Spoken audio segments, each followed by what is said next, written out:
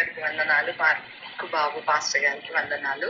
నా ప్రశ్న ఏంటంటే యథార్థవాది క్షీరసాగర మదనంలో మేము జవాబు విన్నాము. ప్రభురాత్రి భోజనము ఎక్కడైతే తీసుకుంటామో అక్కడే మన దశమ భాగాలు ఇవ్వాలి అని అయ్యగారి ద్వారా మాకు తెలిసింది, చెప్పారు. మరి ఇప్పుడు ఉద్యోగ రీత్యా మేము 2 వారాలు ఒక దగ్గర బల్ల తీసుకుంటున్నాం, ఇంకా 2 వారాలు ఇంకొక దగ్గర బల్ల తీసుకుంటున్నాము.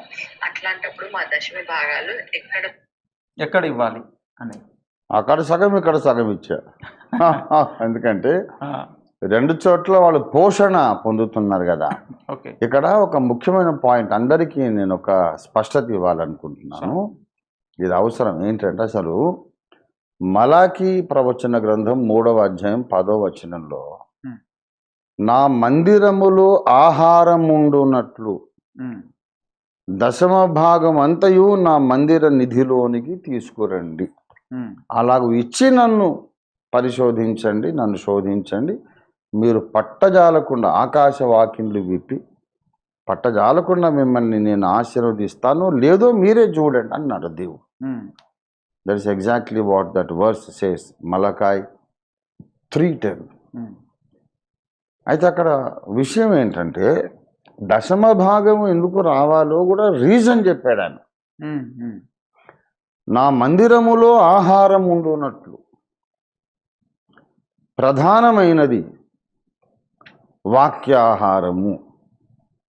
నా మందిరంలో వచ్చే ప్రజలకు వాక్యాహారం ఉండాలి. వాక్యాహారం ఉండాలంటే వాక్య సేవకుడు, వాక్యోపదేశకుడు అనేవాడు బ్రతుకు ఉండాలి. వాడు బ్రతుకు ఉండాలంటే వాడి నోట్లోకి శరీరాహారం కూడా ఉండాలి. అందుకు మనం దశమ భాగం అంతా తీసుకెళ్ళి దేవుని మందిర నిధి అనేది ఒకటి దాంట్లోకి ఇవ్వాలి. దాని వలన ఆ దైవజనుడికి శరీర ఆహారం సమకూడుతుంది. దీనివల్ల ఆయన జీవనోపాధి జరిగి బలిపీఠం దగ్గర కనిపెట్టుకునే వాళ్ళు ఆ బలి ద్రవ్యాలను తినమని చెప్పాడుగా.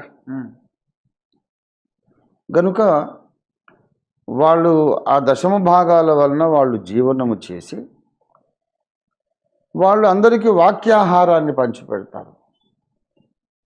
పాస్టర్ గారు బ్రతుకుతాడు, ఆయన చెప్పే వాక్యం ద్వారా వచ్చేవాళ్ళు ఆధ్యాత్మికంగా కూడా బ్రతుకుతారు. ఆ ఆహారం ఉంటుంది. లేకపోతే మరి ఇప్పుడు మనము ఆయనకు ఆహారం పెట్టకుండా మన వాక్యాహారము ఆయన పెట్టాలి అనుకోవడం ఎలాగుంటుందంటే మనం ఆవుకు గేదెకు మనం గడ్డి వేయంగానే అది పాలు ఇవ్వాలన్నట్టు ఉంటుంది.